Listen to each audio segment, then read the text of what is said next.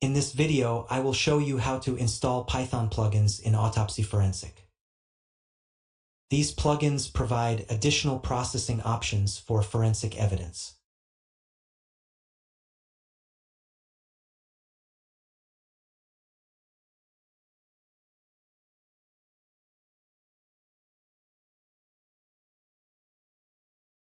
Python plugins allow you to process items that are not available by default within Autopsy's standard options.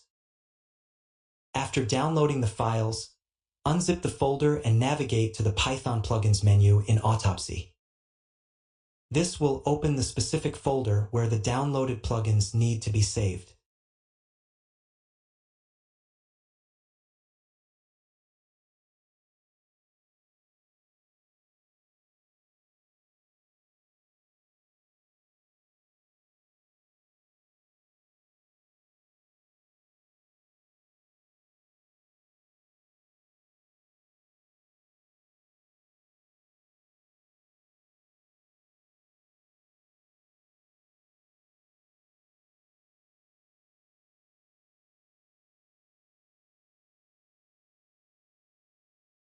Next, go to the option to run processing modules and check for the new evidence processing options. Note that some of them require initial input to function correctly.